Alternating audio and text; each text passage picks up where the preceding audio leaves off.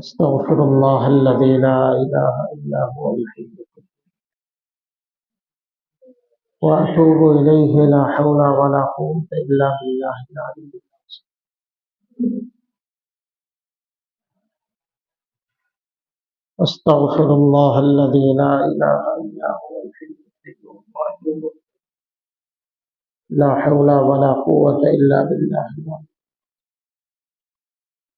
اللهم صل على محمد وعلى آل محمد كما صليت على إبراهيم وعلى آل إبراهيم إنك حميد مجيد.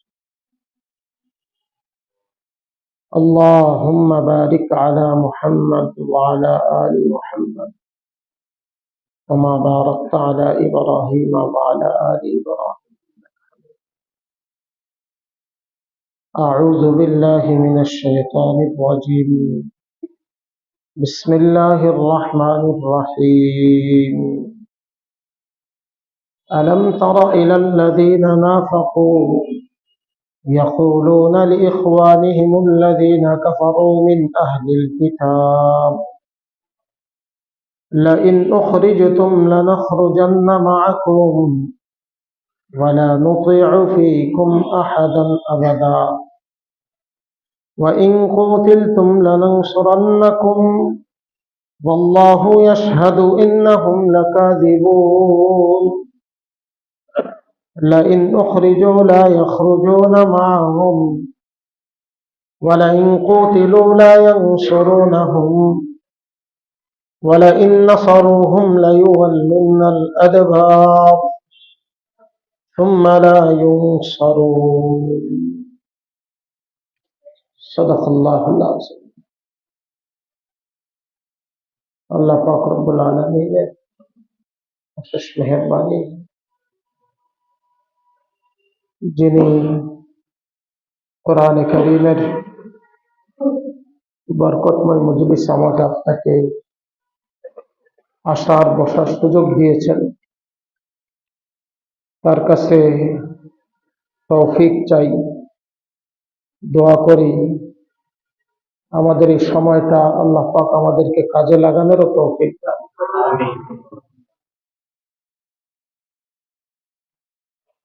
কোরআনে কারীমের সূরাতুল হাশর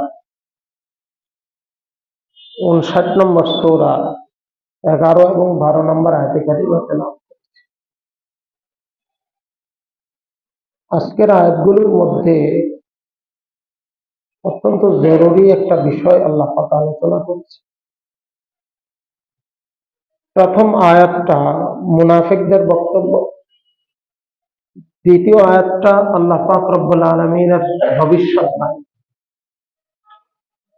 প্রথম আয়াতটা মুনাফিকদের বক্তব্য, দ্বিতীয় আয়াতটা আল্লাহ পাক রব্বুল আলামিন মুনাফিক সম্পর্কে ভবিষ্যৎবাণী করেছে। আমরা এই ভবিষ্যৎবাণীকে ইতিহাসের সাথে মিলিয়ে দেখি এবং এই আয়াত দুইটা আয়াত থেকে আমাদের শিক্ষা সবক আমরা পর্যালোচনা করব ইনশাআল্লাহ। প্রথম আয়াত আল্লাহ নবীকে বলেন, আলাম তারা ইলাল্লাযীনা নাফাকু, আপনি কি মুনাফিকদের বিষয়গুলো লক্ষ্য করেন না, খেয়াল করেন না? মুনাফিক বলে কাকে? রাসূল কারীম সাল্লাল্লাহু আলাইহি ওয়াসাল্লাম মুনাফিকের পরিচয় দিয়েছেন আয়াতুল মুনাফিকি সালাস। মুনাফিক চিনার আলামত নিদর্শন হইল তিনটা। কয়টা? ইযা হাদ্দাসা কাযাবা, কথায় কথায় মিথ্যা বলে, কথায় কথায় এটা মুনাফিক। তিনটা একই সাথে থাকতে হবে, তিনটা থাকলেই মুনাফিক না, একটা পাওয়া গেল সে মুনাফিক। মুনাফিকের আলামত তার মধ্যে বলা হয়েছে। ওয়াইদা ওয়াদা আখলাফ, যখন ওয়াদা করে তো লঙ্ঘন করে। 3 নম্বর ওয়াইদা তুমিনা খানা, তার কাছে যখন কেউ আমানত রাখে কি করে? খেয়ানত করে। মিথ্যা কথা প্রথমটা, মানুষ বলে মিথ্যা কথা মহাপাপ, আসলেই মহাপাপ। মিথ্যা অনেক গুনাহের জনক। একটা মিথ্যা বলে এটাকে গোছানোর জন্য, সাজানোর জন্য আরো অনেকগুলো বলতে হয়, আটপিস করতে হয়। কিন্তু মিথ্যা অনেক খারাপ জিনিস। والذين لا يشهدون الزور وإذا مروا باللغو مروا كراما। নেক বান্দাদের একটা পরিচয় সূরাতুল ফুরকানের মধ্যে আলোচিত হয়েছে, যে নেক বান্দা কখনো, ইবাদুর রহমান কখনো মিথ্যা কথা বলে না। মিথ্যা বলার কারণে এটা কবিরা গুনাহ হয়। কবিরা গুনাহ তওবা ছাড়া মাফ হয় না, ইস্তিগফার ছাড়া মাফ হয় না। মিথ্যা বড়রাও বলে, ছোটরাও বলে, পুরুষরাও বলে, মহিলারাও বলে, শিক্ষিতরাও বলে, অশিক্ষিতরাও। এখন তো ফোনের সময়, মোবাইল। আসতেছি, কোথায় আছেন? আছে সাইনবোর্ড, বলে যাত্রাবাড়ি। মিথ্যা কি মিথ্যা না? আল্লাহু আকবার। রাসূল করিম সাল্লাল্লাহু আলাইহি সাল্লাম সারা জীবন একটা মিথ্যা কথা বলে।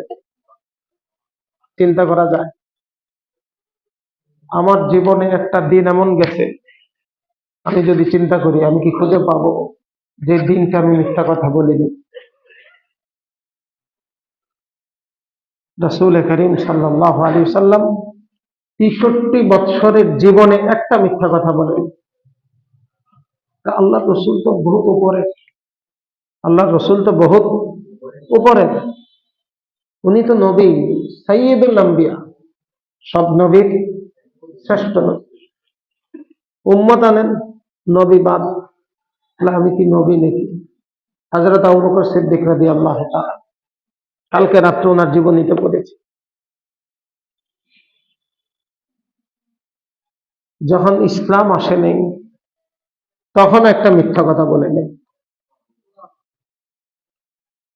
মিথ্যা আসলে অন্যায়। বলে কেন? আপনি বেঈমান কাফেরদের মধ্যে অনেক পাবেন যার ঈমান নাই, কিন্তু সে কি বলে না? মিথ্যা বলে না। তাহলে এটা শুধু শরীয়তে নিকৃষ্ট, নিষিদ্ধ না, এটা মানব সমাজেও নিষিদ্ধ। মানুষের কাছেও এটা, যে মানুষ মুমিন না তার কাছে এটা খারাপ, মুমিনের কাছে বেশি খারাপ। কাফের সমাজে যখন ইসলাম ছিল না তখনও মিথ্যা বলাটা অন্যায় ছিল, যার কারণে হযরত আবু বকর অন্যায় থেকে বিরত থাকছেন, মিথ্যা বলেন। সমাজে এটাকে অন্যায় মনে করা হতো। আর আমরা তো বাচ্চাদেরকে মিথ্যা শেখাই। আমি বাচ্চাদেরকে মিথ্যা শেখাই, বাবা তুমি এটা করো, তোমার জন্য চকলেট আনিলে। সত্য হয়েছে না মিথ্যা হয়েছে? বাচ্চা আমার থেকে কি শিখবে? ঘুমাও ঘুমাও, তাড়াতাড়ি ঘুমাও, বাঘ আসতেছে। সত্য না মিথ্যা? কেন? ভালো কথা নাই আমার ভিতরে নাই, ভালো কথার অভাব নাই, কিন্তু আমার ভিতরে নাই, আমার জানা নাই, আমি ভালো কথা শিখি নাই। জন্য কথা বলতে অনেক সাবধান, অনেক সাবধান। মিথ্যা মানুষকে অনেক পিছনে ফেলে দেয়, আল্লাহ পাকের সন্তুষ্টি থেকে অনেক দূরে সরায়। এই জন্য মিথ্যাকে পরিহার করা। হযরতে ইব্রাহিম আলাইহিস সালাতু ওয়াস সালাম দেখেন মিথ্যা বলেন নাই, নবী না? সব মূর্তি ভাঙছেন কে? ইব্রাহিম আলাইহিস সালাম। বড়টার কাঁধে কোরালটা ঝুলিয়ে দিয়ে যখন তারা জিজ্ঞাসা করছে কে করছে রে এটা, বলছে বাল ফাআলাহু কাবীরুহুম, বড়টাই করছে। এটা বলে আমি করছি, এটাও বলে নেই, সে করছে এটাও বলে নেই, কি বলছে? বড়টাই করছে।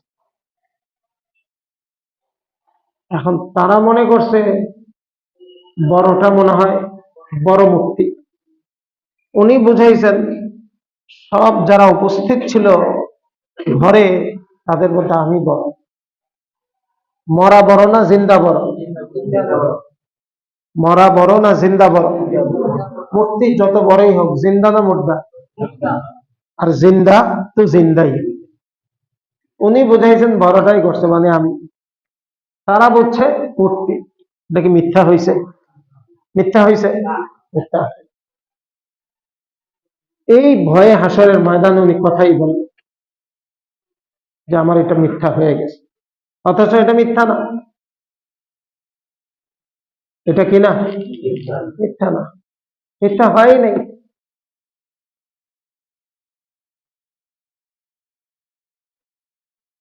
এই জন্য মুহতারাম দোস্ত, মিথ্যাকে পরিহার করা। 2 নম্বর, আমানতের খেয়ানত। একজন একটা কথা বলছে, ভাই কারো কাছে বলবেন না, এটা আমানত। এটা আমানত, কারো কাছে বললে কি হয়ে যাবে? খেয়ানত। একজনে কিছু টাকা রাখছে, নষ্ট করে ফেললাম। কারো সম্পদ আমার কাছে রাখছে, নষ্ট করে ফেললাম, এটা খেয়ানত। কারো ইজ্জতের খেয়ানত করলাম, গীবত, এটা কি? ইজ্জতের খেয়ানত। এই জন্য নিজেকে সচেতন রাখা, আমার দ্বারা যাতে কারো হক নষ্ট। ওয়াদা, প্রতিশ্রুতি মনে রাখবেন, আল্লাহ পাক রব্বুল আলামিন এই যে জগৎটাকে সুশৃঙ্খল ভাবে পরিচালনা করছে, সবকিছুর পিছনে মূল হইল প্রতিশ্রুতি। বিবিকে ঘরে আনছেন, সে বিবি একটা ওয়াদার উপরে যে আমি তার হক পুরা করব, আমি তার হক পুরা করব, কোন হক আমি নষ্ট করব না। যদি হক নষ্ট হয় তাহলে এখান থেকে ঝামেলা শুরু হবে। প্রতিশ্রুতি নষ্ট করলেই, ওয়াদা খেলাফ করলেই ঝামেলা শুরু হবে। আমি আল্লাহ পাকের দরবার থেকে ওয়াদা করে আসছি, আলাস্তু বিরাব্বিকুম ক্বালু বালা, আমি কি তোমাদের রব নই? তা আমরা বলছি কি হ্যাঁ। দুনিয়াতে আসার পরে যদি এই ওয়াদাকে রক্ষা করি তাহলে আমি ইমানদার, ওয়াদা লঙ্ঘন করলে ইমান থাকবে না। আর ইমান যখন না থাকে, বেঈমান হয়, তখন তার মধ্যে কি আসে? ফিতনা, ফাসাদ, খুন খারাপি, তার মধ্যে যত ধরনের ঝামেলা। কারণ তার মধ্যে কি নাই? আল্লাহর ভয় নাই। আল্লাহর ভয় নাই। যার মধ্যে আল্লাহর ভয় নাই সে সবকিছু করতে পারে। আর যার মধ্যে আল্লাহর ভয় আছে, হযরত বিশর হাফি রহমতুল্লাহ আলাইহি, বিশের নাম হাফি মানে খালি পায়ে চলা লোক, পাদুকা বিহীন যে চলে তাকে হাফি বলে। আল্লাহর ভয় তার মধ্যে কি পরিমাণ ছিল! জমিনে জুতা পরতেন না। বলে কেন জুতা পরেন না? বলে আল্লাহর ভয়। আল্লাহর ভয়। আল্লাহর বিছানো জমিন, এটা বিছানা আমার জন্য, এটা আমার জন্য কি? বন্ধুর বাড়িতে গেছি, বন্ধু বিছানা আমার জন্য বিছাইছে, চাদর সুন্দর, ওখানে কি জুতা নিয়ে কেউ উঠবে? আল্লাহর এই বিছানো জমিন, এটা আমার জন্য চাদর। আল্লাহর ভয় এমন ছিল। এই ওয়াদা যখন মানুষ নষ্ট করে তখন সব এলোমেলো হয়ে যায়। এই জন্য ওয়াদা রক্ষা করা। রাসূল করিম সাল্লাল্লাহু আলাইহি সাল্লামের জীবনে অনেক লম্বা লম্বা ঘটনা আছে যে এক ওয়াদাকে রক্ষা করার জন্য আল্লাহ রাসূল কি পরিমাণ সময় ব্যয় করতেন। আমরা জানি এগুলো মুনাফিকের আলামত। মুনাফিকের ঠিকানা কোথায়?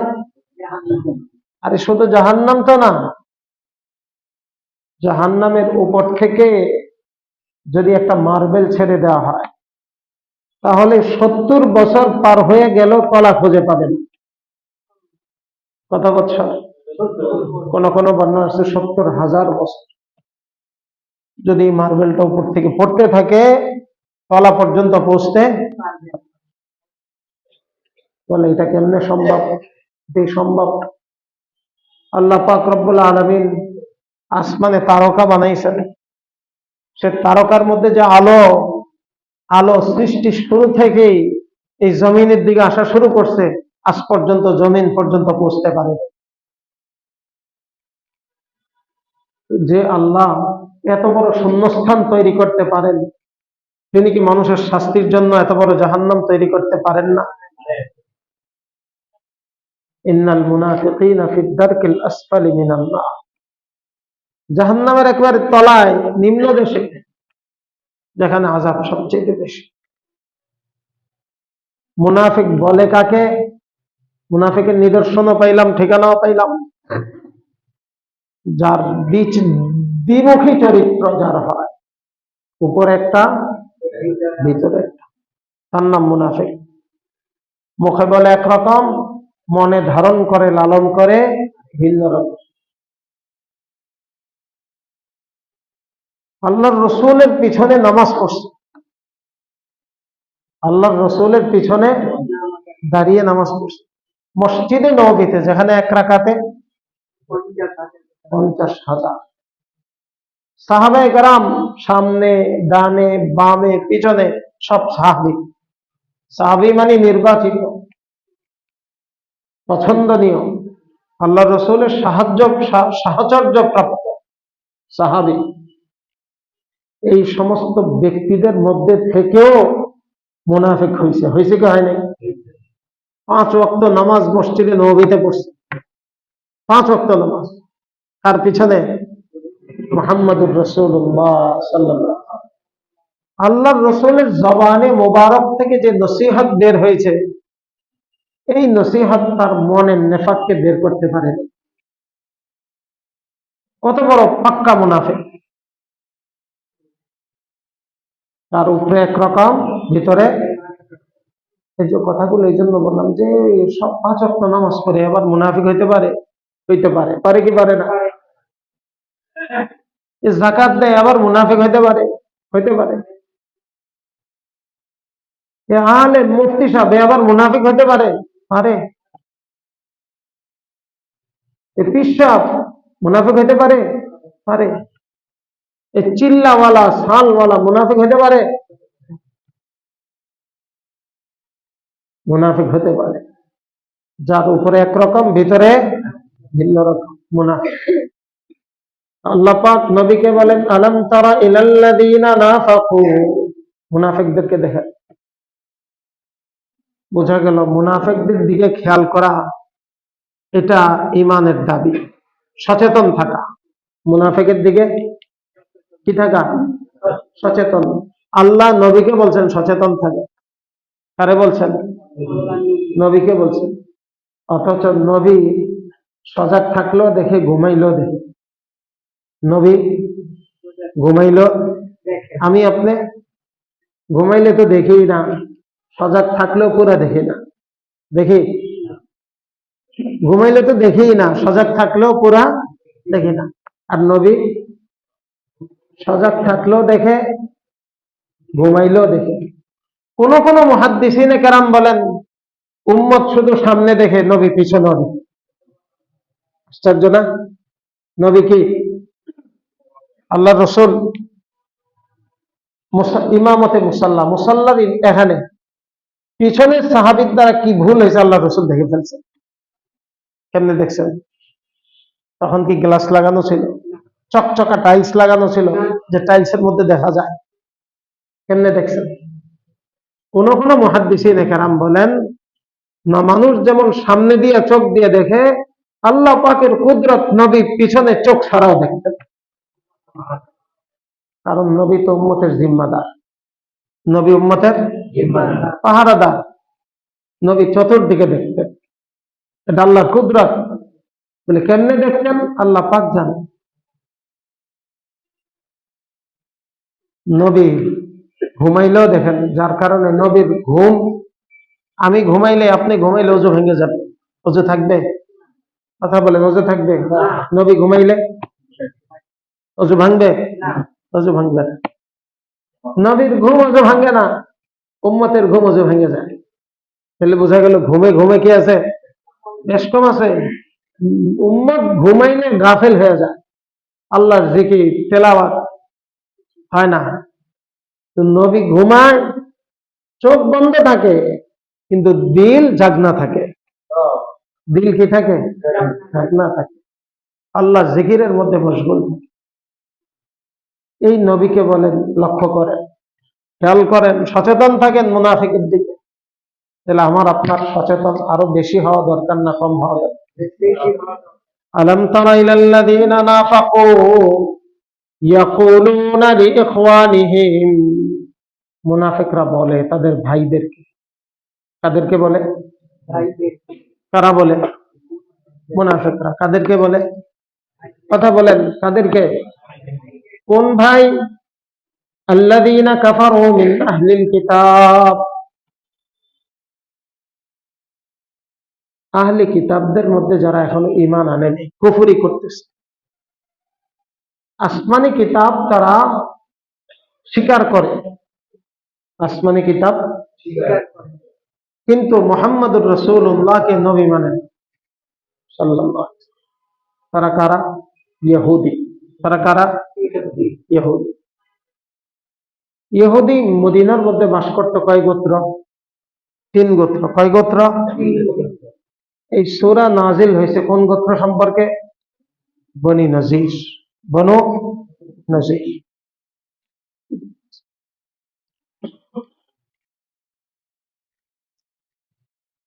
বনু নজির, এখানে আল্লাযীনা কাফারু মিন আহলিল কিতাবের দ্বারা উদ্দেশ্য হলো বনু নজির। যখন রাসূল করিম সাল্লাল্লাহু আলাইহি ওয়াসাল্লাম বনু নজিরকে অবরোধ করলেন, বনু নজির আল্লাহ রাসূলকে বারবার মারার চেষ্টা করছে, মুসলমানদের ক্ষতি করছে। রাসূল করিম সাল্লাল্লাহু আলাইহি ওয়াসাল্লাম তাদেরকে অবরোধ করছেন, ঘেরাও করছেন। যতক্ষণ পর্যন্ত দোষ স্বীকার না করবা বের হইতে দেব না। বাহিরের কোন রসদ ভিতরে ঢুকবে না, ভিতরের কোন লোক বাহির হইতে। তারা দোষ স্বীকার করে। এই যে অবরোধের সময় মুনাফিকদের লিডার নাম কি? উবাই ইবনে সুলুল, আব্দুল্লাহ ইবনে উবাই ইবনে। ওই ইহুদিদের কাছে চিঠি লিখছে। কি চিঠি লিখছে? এই চিঠিটা আল্লাহ রাসূল এখানে শুনাইছেন। লা ইন উখরিজতুম লানাখরুজান্না মাআকুম। হ্যাঁ ইহুদি, আহলে কিতাব, কাফের। এদের পরিচয় ইহুদি, আহলে কিতাব, কাফের। আহলে কিতাবধারী কাফের ইহুদি। তোমরা যদি এখান থেকে বহিষ্কৃত হও, মুহাম্মদ যদি তোমাদেরকে বের করে দেয়, তাহলে আমরাও মদিনায় থাকবো না। তোমরা যাইবা যেখানে, আমরা যাব সেখানে। স্লোগান দিয়ে দিল, তোমরা যাইবা যেখানে, আমরা যাব সেখানে। দুস্তি কি, মহব্বত কি? ষড়যন্ত্র। মানে মুহাম্মদের যে অবরোধ, এই নবীর ধমকিতে ভয় পাইও না, আমরা তোমাদের সাথে আছি। নবীর সাথে না নবীর শত্রুর সাথে? মুনাফিক কার সাথে? নবীর সাথে না নবীর দুশমনের সাথে? এদিক দিয়ে আবার নামাজ পড়ে তো 5 ওয়াক্ত পড়ে, মসজিদ আজানের আগে হাজির, সপ্তাহ ওয়ালে। এর আগে কেউ আসতে পারে না। মুনাফিক। নবীর দুশমনদেরকে কি বলে? আমরা নবীর সাথে নাই, কার সাথে আছি? তোমাদের সাথে আছি। লা ইন উখরিজতুম লানাখরুজান্না মাআকুম ওয়া লা নুতি'উ ফীকুম আহাদান আবাদা। তোমাদের বিরুদ্ধে মুহাম্মদ যত ধরনের কথাবার্তা বলে একটাও মানব না। দেখা দিই, তোমরা যদি বের হয়ে যাও আমরাও যাব। বলে মুনাফিক শহর থেকে বের হয়ে গেলে তো ভালোই, কিন্তু ভালো তো ঠিক, কিন্তু এই ভালোর ভিতরে একটা হুমকি আছে। হুমকি হইল, আমরা শহর থেকে বের হয়ে গেলে শহরের আদিবাসী, শহরের বাসিন্দা কমে যাবে, জনগণ কমে যাবে, শহর ফাঁকা হয়ে যাবে। আমরা বের হইলে আর শহর কি থাকবে না? শহর থাকবে, ব্যবসা বাণিজ্য লেনদেন থাকবে না। সব আমরা এগুলো কন্ট্রোল করতেছি। হুমকি, এটা একটা প্রচ্ছন্ন হুমকি। লাইন উখরিজতুম লানাখরুজান্না মাআকুম ওয়া লা নুতি'উ ফীকুম আহাদান আবাদা। তোমাদের বিষয়ে যত ধরনের নিষেধাজ্ঞা আসবে মানি না, সব প্রত্যাখ্যান করি, আমরা তোমাদের সাথে আছি। মুহাম্মাদের বিরুদ্ধে লাগো ভালো করে। উস্কে দিতেছে কেমন, এটারে বলে উস্কানি। লাইন উখরিজতুম লানাখরুজান্না মাআকুম ওয়া লা নুতি'উ ফীকুম আহাদা ওয়া ইন কুতিলতুম লানানসুরান্না। আর যদি তোমরা আক্রান্ত হও, মুহাম্মদ যদি তোমাদের উপর আক্রমণ করে, ভয়ের কারণ নাই, লানানসুরান্না, আমরা সাহায্য করব তোমাদের, মুহাম্মদের না, সাল্লাল্লাহু। মুসলমানদের সাহায্য আমরা করব না। তারা বলে, প্রথম আয়াত কাদের বক্তব্য? মুনাফিকদের। দেখছেন কি বলতেছে? আল্লাহ বলেন ওয়াল্লাহু ইয়াশহাদ, আল্লাহ বলেন, আমি আল্লাহ সাক্ষী দিচ্ছি, ইন্নাহুম লাকাযিবুন, মুনাফিকরা যে কথাবার্তা ইহুদিদেরকে বলছে একটাও ঠিক না, সব মিথ্যা। মুনাফিকদের কয় আলামত? কয় আলামত? একটা আলামত হলো কি? মিথ্যা। পাওয়া গেছে? ইন্নাহুম লাকাযিবুন, তারা মিথ্যা। আল্লাহ বলে একটা আলামত পাওয়া গেছে। এখানে আল্লাহ যে মিথ্যুক বললেন, আল্লাহ ভবিষ্যৎবাণী করে দিচ্ছেন, লাইন উখরিজু লা ইয়াখরুজুনা মাআহুম, ইহুদিদেরকে যদি এখান থেকে বের করে দেওয়া হয় তখন তারা তালি দিবে, দেখো ইহুদিদেরকে বের করে দিচ্ছে। বলে তোমরা তো বলছিলে তোমরাও যাইবা, যাও।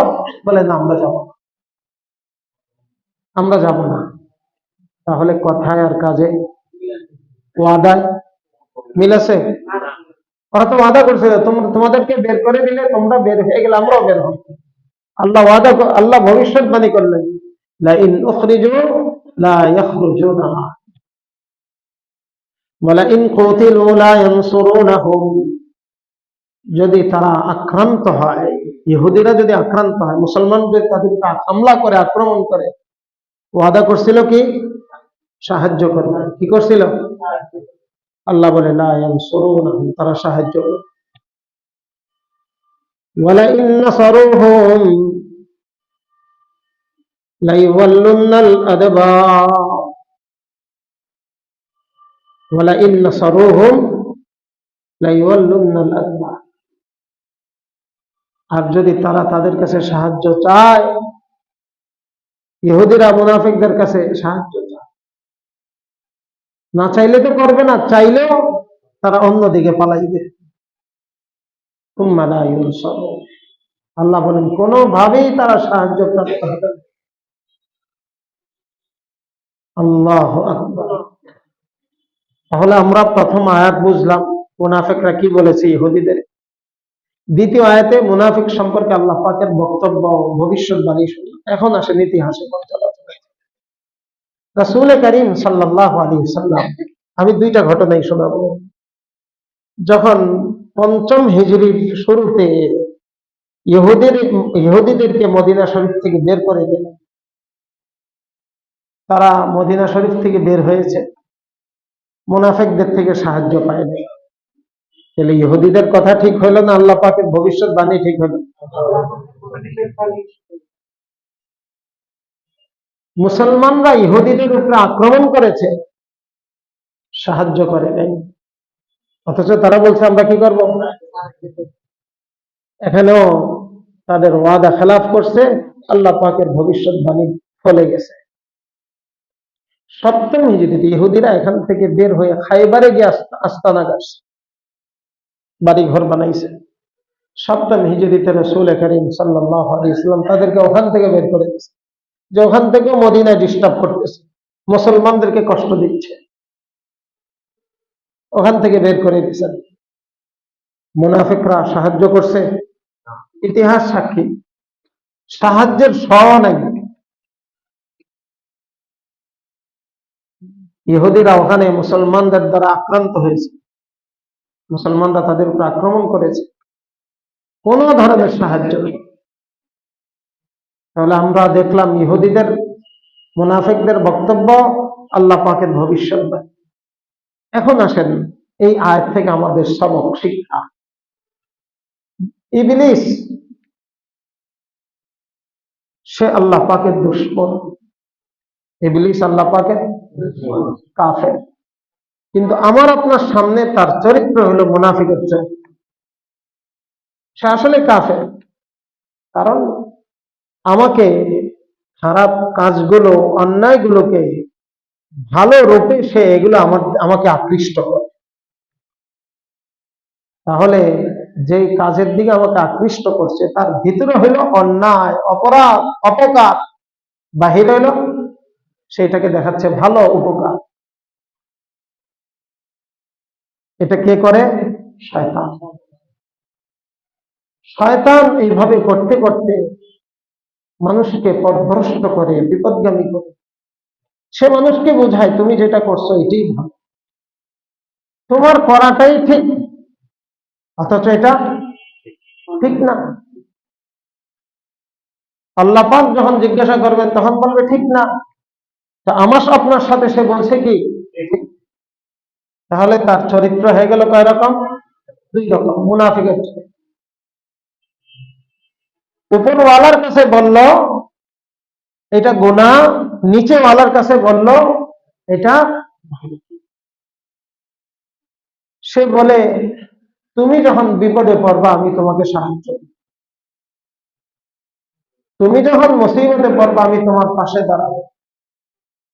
ঠিক মুনাফিকরা যেমন ইহুদিদের কোনোভাবেই কোনো সাহায্য সহযোগিতা করে নেই, অন্যায় করে গুনাহ করে কোনো ব্যক্তি যখন জাহান্নামের পথ ধরবে শয়তানও তার কোনো সাহায্য করতে।